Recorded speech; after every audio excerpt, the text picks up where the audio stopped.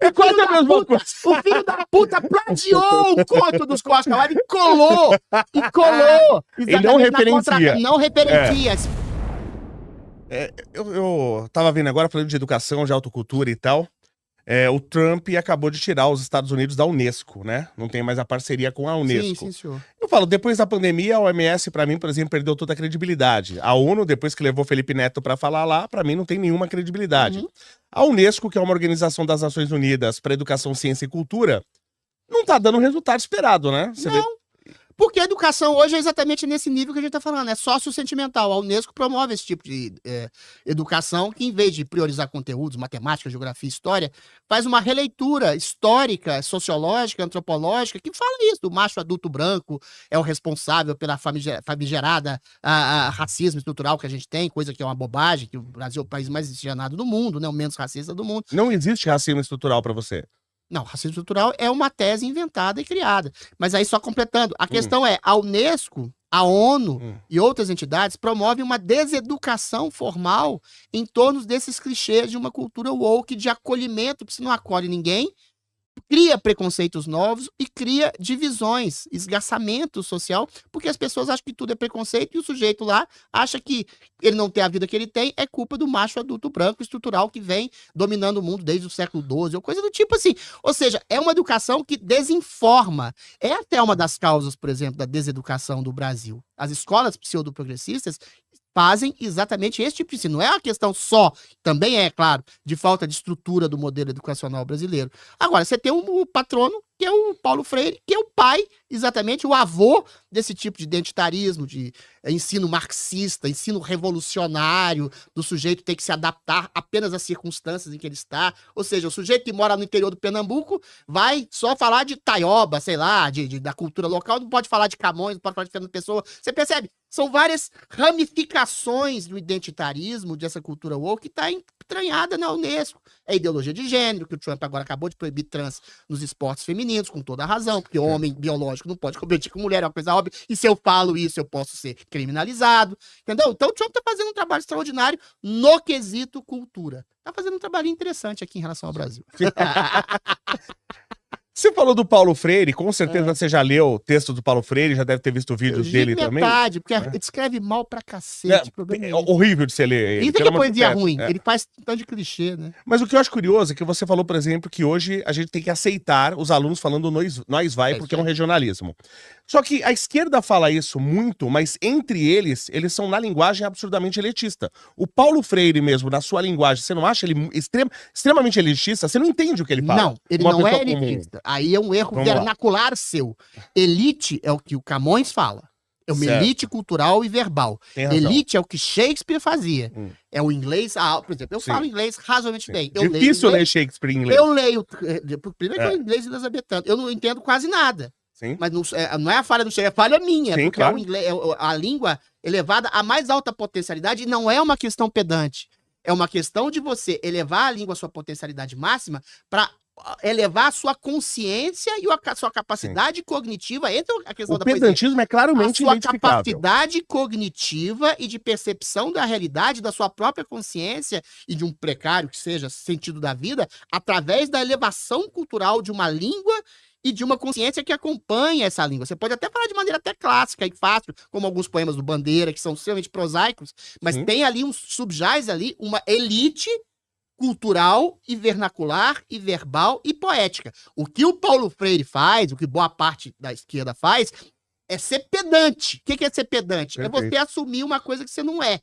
Você tem, na escrita do Paulo Freire, uma língua pessimamente escrita, cheia de chavões, clichês de amor, de afeto, de uma coisa pseudo-barroca e confusa, exatamente para confundir. Então você tem que destrinchar a cabeça do autor para saber o que ele quis dizer ali, e tá ali, mais ou menos claro, que ele quer uma revolução marxista na cabeça dos alunos, e que o professor tem que aprender com o aluno, que o aluno pode contestar o professor, e ali tá a base de toda a violência, a agressividade, a apologia ao crime, e assim, mas você tem que fazer um esforço gigantesco para ler aquilo, porque aquilo é chato, é arrastado, é cansativo e não revela a verdadeira intenção, que é uma intenção, na verdade, maléfica. Ou seja, o Paulo Freire é um exemplo de um autor pedante que finge que é clássico, que finge que é de alta cultura, e de um autor perverso, que quer colocar uma mensagem, eu não sei se é por intenção, ou por capciosidade, ou por burrice dele mesmo, porque a ideologia deixa a pessoa burra,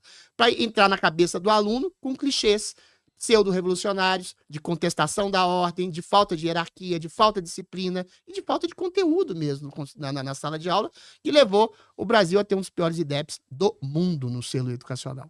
Você fez uma definição, acho que é importante de ser feita sobre o Paulo Freire e desse pedantismo que realmente acontece. Eu até vou aproveitar, tô aproveitando, tô com um poeta aqui, eu preciso aproveitar. Tá bom, era pra falar de Trump, a gente tá falando vamos chegar nele lá, mas eu quero aproveitar. Vocês estão gostando, mas eu tô gostando da sua entrevista, que eu não aguento mais não é falar entrevista, de é podcast. Puta coisa chata, eu falo, é importante, é fundamental, sou político. Vamos já chegar lá, mas eu quero te aproveitar, vamos mais uma nessa aí da literatura. Eu lembro eu adolescente, depois de ouvir falar tanto da genialidade dele, o primeiro livro que eu li de Paulo Coelho e foi uma das grandes decepções da minha vida. Bosta. Um lixo, uma escrita fraca. Eu queria uma análise sua do que é Paulo Coelho. Cara, eu assim, não posso analisar a fundo, eu seria leviano porque eu li 3 páginas de 2 ou 3 livros dele e parei. A primeira vez que eu peguei um livro do Paulo Coelho na mão, a contracapa, não sei se você pegou esse, era O Alquimista. A contracapa tinha uma lenda, um conto maravilhoso, assim, que fala que o Narciso, a lenda de Narciso, né? Como surge o princípio de narcisismo, que ele olhava pro lago, e aí ele se afoga, todo mundo sabe da lenda, ele se afoga pela sua beleza, que queria contemplar e abraçar a própria imagem. Aí alguém pergunta ao lago, é um conto fantástico. Por que triste que aconteceu com o Narciso? Por causa da beleza, o cara se suicidou nos seus braços. Aí o lago pergunta, mas Narciso era belo? Porque eu simplesmente olhava a minha própria beleza nos olhos de Narciso. Falei, cara, esse Paulo Coelho é ótimo, por que eles falam mal dele? Isso era Oscar Wilde. É quase a mesma coisa. O filho da puta plagiou o conto dos Oscar Wilde e colou. Ele não referencia. Não referencia, esperto, sacana. Assim como eu vi nessas 3 ou 4 páginas que eu li em cada livro dele, ele pegava teses de um autor que é interessante, tem algumas falhas, do Joseph Campbell, da questão do poder do mito. Ele pega isso e faz uma panaceia, faz uma suruba lá de palavras e conceitos, mistura com magia, com bobagem, e faz um clichê pra dizer que você é belo, maravilhoso, extraordinário, e você vai fazer com tudo. Aí depois faz que a pessoa faz chover. Ou seja, é muito ruim. Só que as pessoas... Qual é o segredo do Paulo Coelho? Ele diz o que as pessoas querem ouvir. Nossa, mas Diário de um Mago é patético de ruim. Dá desespero. 3 páginas. É muito ruim. É muito, mas eu gostaria que você lesse pra 3 páginas analisar. é pouco. Eu li umas 20 páginas. Porque é muito... Não tem uma lição. As lições são óbvias. São absurdamente, são infantis de óbvias. São clichês. Então, assim, me dá um certo desespero. São clichês. Você quer ver? Tem um cara que eu gosto muito, o Carpinejar, que eu gostava muito. E que virou meio Paulo Coelho. Você pode, você faz. Ninguém pode contestar a sua intensidade, entendeu? Isso, eu tô falando isso pra dizer o que é um clichê. Sim. Ninguém pode contestar a sua intensidade. Tá, se você for esquizofrênico, bipolar, se tiver borderline, você mordeu o nariz dos outros, você tá sendo intenso. Claro. Você perseguir as pessoas, enfim, qualquer coisa você pode ser considerado intenso. Então, às vezes, a sua intensidade é manifestação de uma psicopatologia. É isso que é um clichê.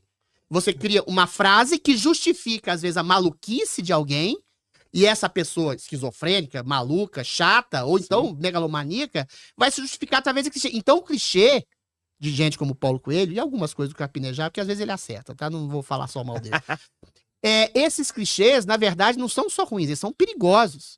Eles referendam exatamente a perversidade de uns. Eu conheço muita gente, aprofundando mais ainda o assunto, que faz terapia, e esse é um problema que eu tenho até com a terapia, alguns psicólogos e psicanalistas, que se tornaram pessoas piores pela psicanálise. Por quê? Sim. A psicanálise e a psicologia, elas não têm um fundo filosófico, elas não têm um fundo ético. Vão te fazer se adaptar socialmente àquele modelo de sociedade que você vive e fazer você, de alguma forma, realizar seus desejos. Agora, quando a pessoa eventualmente se torna uma pessoa perversa, má, ruim e que usa os outros para satisfazer os seus desejos, já está se tornando.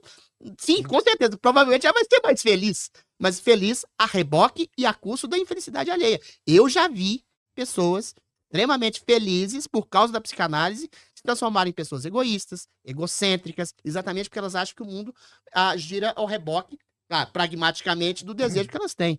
Então, assim, o clichê somado a essa psicoterapêutica de autoajuda Sim. Pode te ajudar a ser mais realizado, mas realizado em cima de uma perversidade, de uma ignorância moral que pode afetar a vida de outras pessoas. Você tá vendo a dificuldade de falar de política com você, o Adriles? Porque você fala Eu coisas... acho que eu sou um sujeito desperdiçado, Não, acho uma bosta falar só de Você política. fala umas Mas coisas eu muito falo. interessantes. Você falou agora uma questão que eu achei absolutamente interessante, Ah, da falta de ética nessa área. sim. Por exemplo, eu conheço Qual área? pessoas... Tá falando literatura, Não, não. psicologia? Psicologia. Todas. Porque, por exemplo, eu conheço pessoas, casais, que foram ao psicólogo por problemas no relacionamento e eles divorciaram por causa do psicólogo. O quanto é ético um psicólogo promover um divórcio num casamento com filhos por uma possível felicidade individual de um dos dois? Cara, engenheiro Léo, você pegou exatamente o ponto nevrálgico da questão do problema da psicanálise. Quando você não tem um substrato ético, por exemplo, você tá falando de casamento. Casamento é o quê? É você casar, se Deus quiser, apaixonado, ter filhos, construir uma vida em comum, mas pressupõe sacrifício de não Claro. aquela vida em comum, né? Inclusive a perda do desejo, que vai ser inexorável. Sim. Depois de 10 anos, todos os casais são broxas. A não ser que tenha uma construção artificial do desejo. Vai ter outras coisas. Tem criação de filhos, tem uma conjunção espiritual, afetiva, uma conjunção de assuntos culturais, de interesses em comum, tem a criação dos filhos, tem amigos, ou seja, tem uma série de coisas que são a tessitura master da sociedade, a principal tessitura.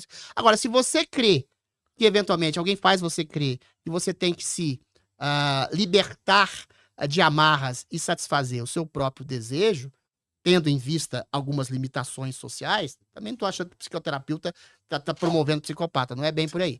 Mas aí você anula qualquer possibilidade de um rigor ético em cima de um princípio sólido. O casamento é um princípio sólido. Sim.